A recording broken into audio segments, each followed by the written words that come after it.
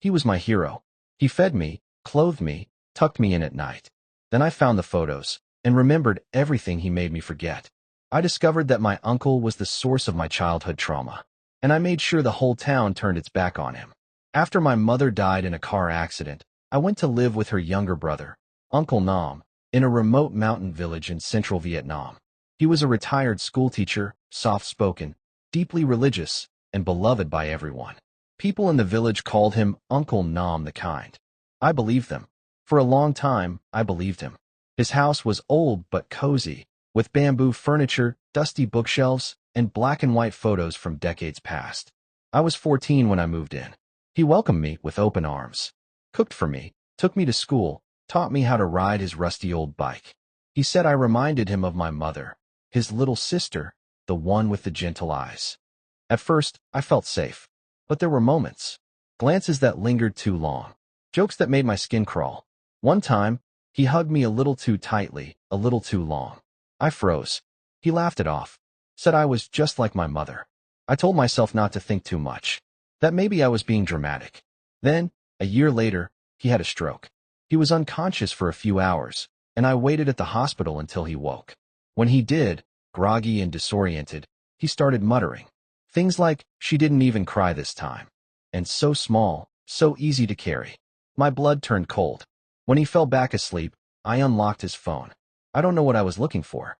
Maybe proof I was imagining things. Instead, I found a hidden photo folder. It was locked, but he used my mother's birthday as the password. Inside were photos of me. Photos I had never seen before. Some were harmless. Me at the river, me feeding chickens, but others were wrong. Me asleep, me undressed. Photos from when I was maybe 3 or 4. Some included other men I didn't recognize. My hands shook. I couldn't breathe. I took screenshots, saved everything to a USB. Then I found a photo of a cabin deep in the forest. I recognized the trail in the background. It was near the edge of the village. I went there the next day. The place was locked, but not well. Inside were boxes, dozens of them.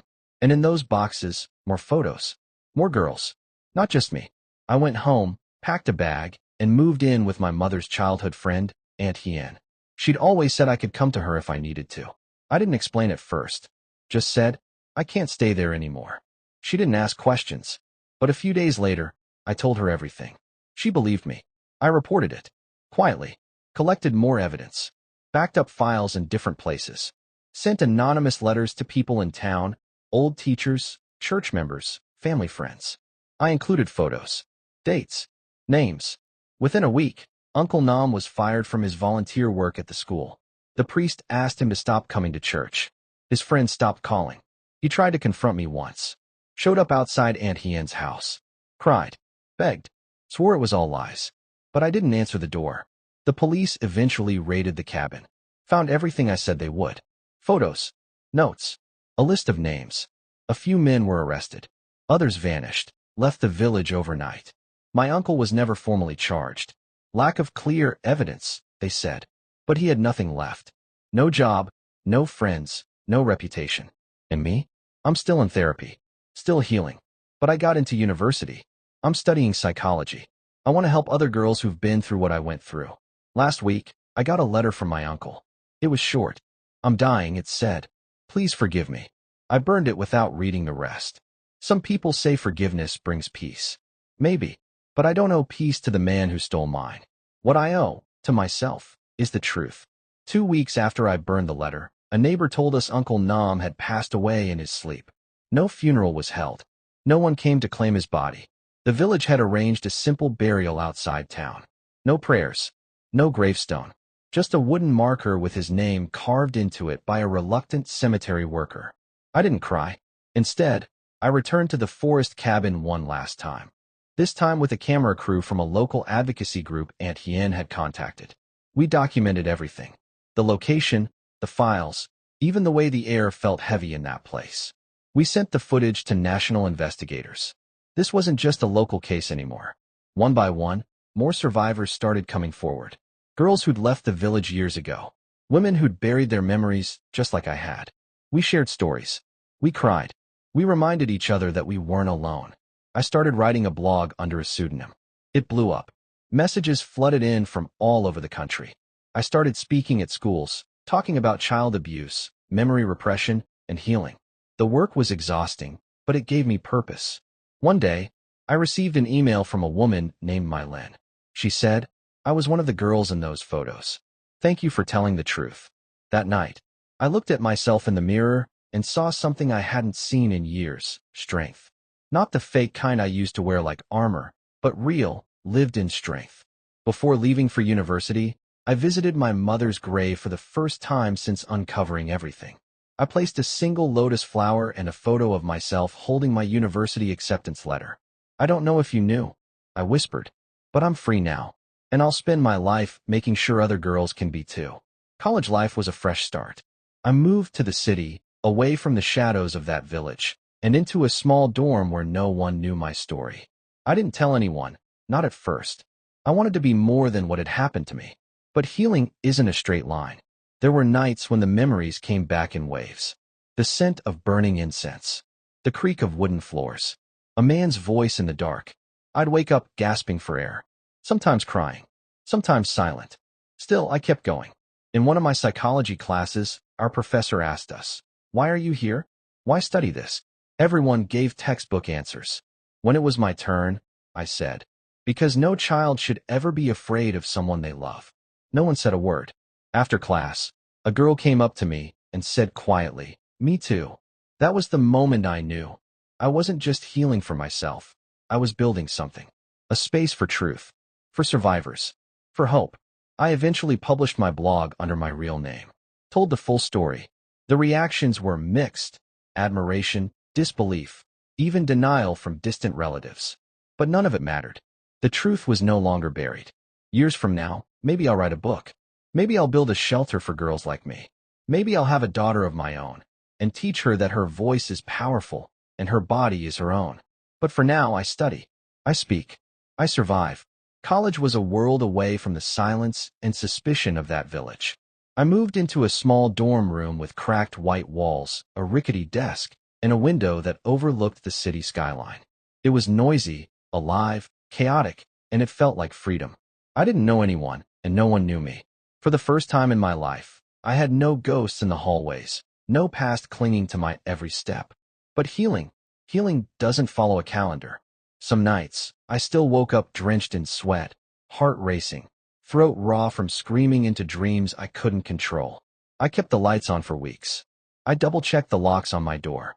I even pushed a chair against the doorknob like I used to do when I was little, back when I didn't know why I felt unsafe, just that I was. And yet, each morning, I got up. I showered. I walked to class with my backpack slung over my shoulder, like a regular student.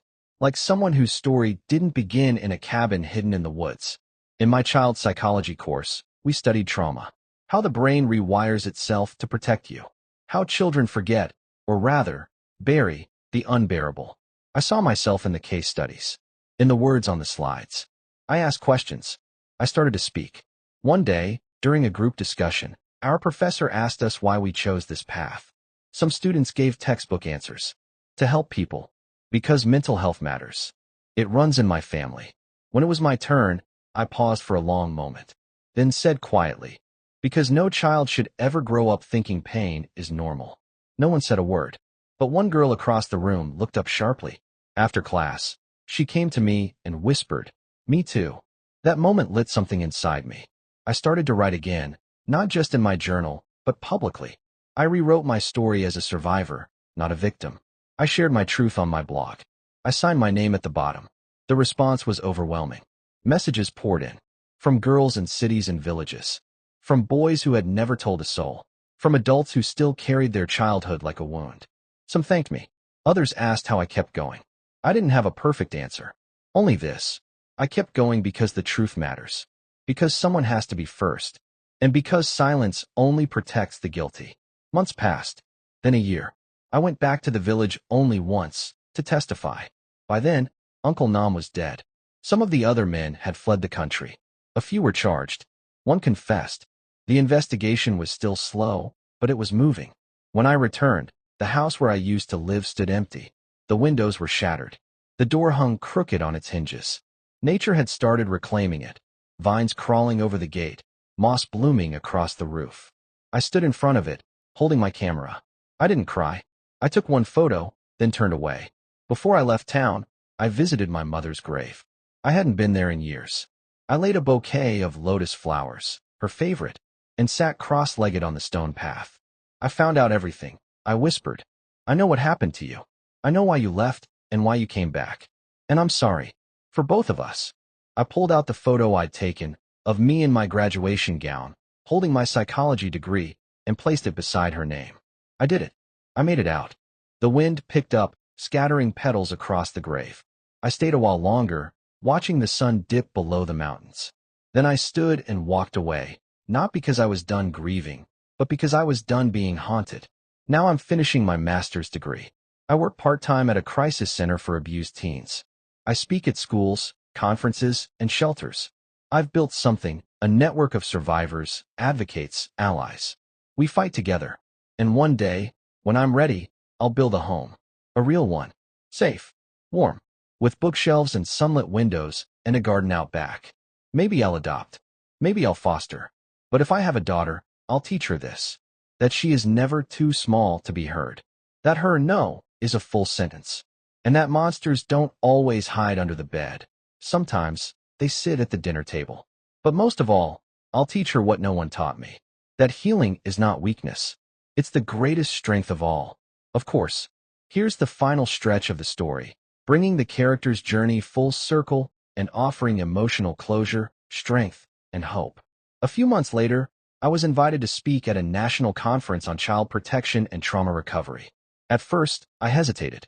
I didn't know if I was ready to stand in front of hundreds of people, to lay my scars out in the open. But something inside me, some quiet but stubborn flame, told me I had to. So I said yes. On the day of the event, I stood backstage in a navy blue suit I'd borrowed from Aunt Hien. My palms were sweating. My heart was pounding like I was about to face judgment again. But when they called my name, I walked to the podium with steady steps. I didn't use notes. I didn't read from a screen. I just told my story. Not the horror of it, though I didn't shy away from the truth, but the journey through it. The questions that haunted me. The courage it took to dig. The silence that nearly destroyed me. And the choice I made to live, not just survive. When I finished, the room was silent for a moment. Then came the applause. Not loud, not thunderous, but real, honest, from the heart. After the talk, a young woman approached me. Her hands were shaking. She whispered, "Because of you, I'm going to report him." That was the moment I knew none of it had been in vain. Now, years later, I founded an organization called The Light Room. It's a safe space for survivors of childhood abuse. We provide therapy, legal aid, emergency housing, and above all, a voice. We teach kids that they matter, that what happened to them doesn't define who they are. Sometimes, when I'm alone in my office, I look at the only photo I kept from that time. It's not a photo of the past. It's one of the present, me, standing in the middle of a group of girls at the shelter. We're laughing, arms wrapped around each other, heads tilted in the sunlight. The caption I wrote under it reads, "We survived, and now, we help others do the same." I still carry scars. They'll never fully fade, but they no longer control me. They've become part of my story, not the ending, just the beginning. Because healing is messy, slow, often invisible, but it is also possible. And more than anything else, it is deserved. So to every girl, every boy, every soul who thinks they're alone in the dark, hear this. You are not alone. You are not broken. You are not what they did to you. Last month, I returned to the village one final time. Not for a trial. Not for revenge. Just closure. The cabin had been demolished. The forest was quiet again. Birds sang in the distance, and the wind rustled through the trees as if the earth itself was trying to forget what had happened here. But I didn't forget. I couldn't, and I didn't want to. Instead, I brought something with me, a small wooden plaque. I planted it where the cabin used to stand. It simply read, "Here once stood silence. Now speaks truth." I stayed for a moment, closed my eyes, and let myself feel everything. The grief, the rage, the release. Then I left without looking back. Today, I live in a small apartment above the city. It's not fancy, but it's mine. My walls are covered with art from children in recovery. Some of them scribble rainbows. Others draw broken hearts stitched back together. Every time I see those drawings, I remember why I chose this path. I've written a book. It's titled The Fire We Carry. It's not just my story, it's our story. The story of every survivor who was told to stay quiet. Every soul who was told it was their fault. Every brave heart who decided to live anyway. It's being translated into multiple languages. Sometimes people ask me if I've forgiven him. I always answer the same way. Forgiveness is a gift. He doesn't get that from me. But peace? That I gave to myself. And so, I wake each morning not as a victim, not as a survivor, but as a builder of something new, something bright. A world where children are heard, where the past is honored, but not repeated, where pain doesn't get the last word. Because I'm no longer a girl hiding in the shadows. I am the light, and I will never be silent again. My work at the Light Room expanded beyond anything I ever dreamed. We opened branches in 3 more provinces. Hired lawyers, therapists, social workers. Survivors who once walked through our doors now return as mentors. Some have written books. Others run workshops in schools. A few have become lawyers themselves, defending kids who once had no voice. We created a movement. We marched for better laws. Sat in government offices with trembling hands and fierce eyes. Pushed for mandatory reporting policies, trauma-informed training, and an end to the silence surrounding abuse in families. Bit by bit, we started to see change. But the biggest moment came the day we launched the national database for survivor-submitted evidence. Anonymous, protected, legally backed. For the first time, victims could share what they knew and trust that someone was finally listening. That day, we received over 1,200 submissions. One of them I recognized. A name from the cabin. Still alive. Still free. Until now. Police reopened multiple cases based on the files. This time, there was no brushing it under the rug. No small-town favors. No lack of evidence, excuses. This time, justice had teeth. Sometimes, I sit on my apartment balcony at night with a cup of tea, watching the city lights flicker like little stars that never gave up. I think about my mother, about Grace, about Aunt Hien, about every person who refused to look away when it would have been easier to forget. I think about that little girl I used to be, the one who was afraid to sleep, who thought monsters only existed in stories, who thought she'd never be safe again. If I could speak to her now, I'd kneel down beside her, hold her hand, and say, "You were always brave. Even when no one saw you. Even when you were hurt, you still held on. And one day, you would become the reason others survive." She wouldn't believe me. But that's okay. She doesn't have to. Because I believe for both of us now. One day I'll be gone, just like everyone else. But the work won't end with me. The light will keep burning. Because somewhere out there, a little girl is whispering to the dark, "I'm scared." And I want the world to whisper back, "We hear you. We believe you. You're not alone anymore." I've thought a lot about legacy lately. Not in a grand, historical sense, but in the quiet ways we leave pieces of ourselves behind. A hand held in a courtroom. A letter left in a child's backpack. A whisper that says, "You matter," when the world says otherwise. Last week, a girl named Mai walked into our center. She was 12, small, barely spoke above a whisper. Her eyes never met mine. She reminded me of me. We didn't ask her to speak right away. We just gave her space. Clean clothes. A warm meal. A blanket with cartoon stars. 3 days later, she finally spoke. Just one sentence.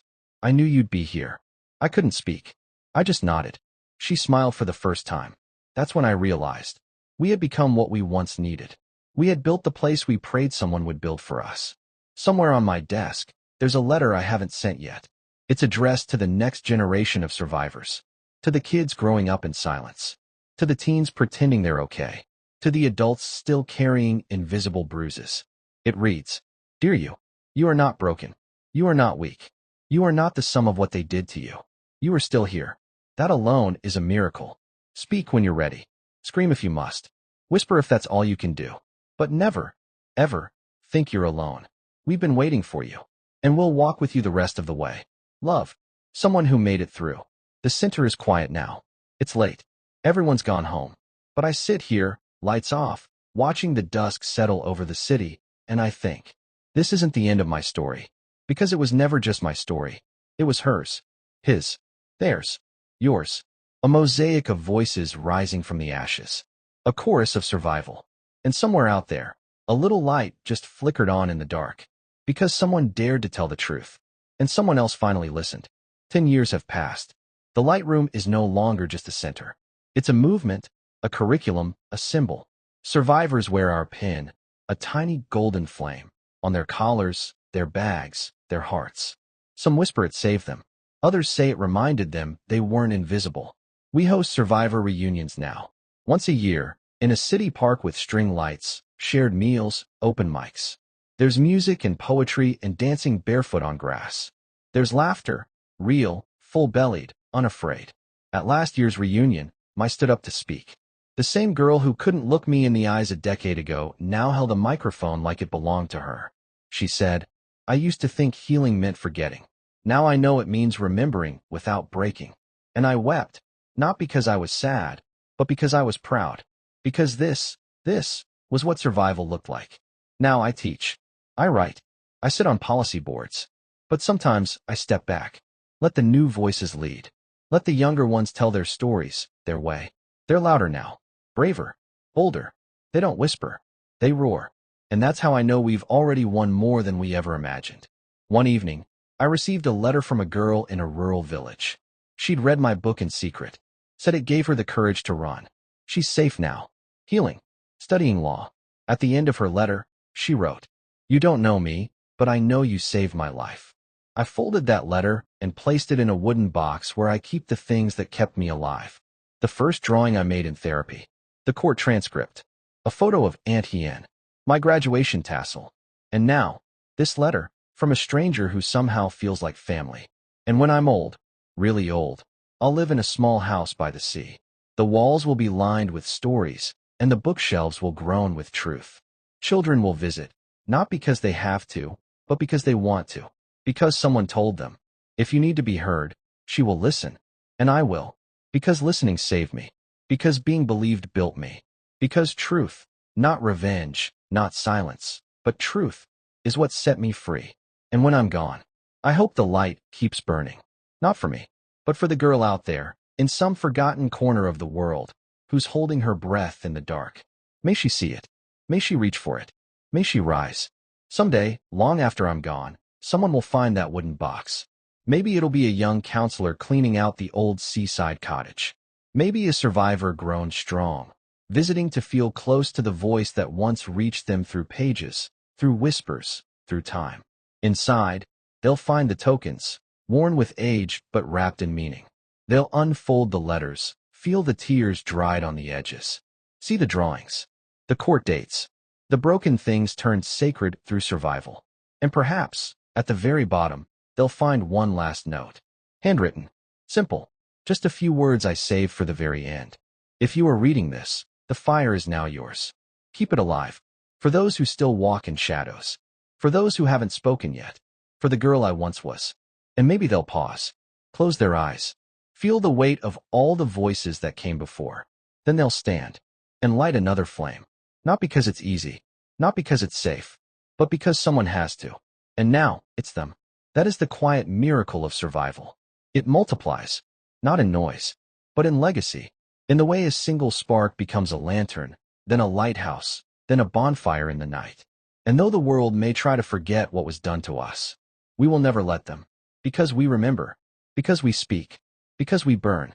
And because we are still here. And so, the story ends not with a scream, not even with a whisper, but with a steady flame that refuses to go out. From silence to truth. From darkness to light. From a girl who was hurt to a woman who heals. I lived.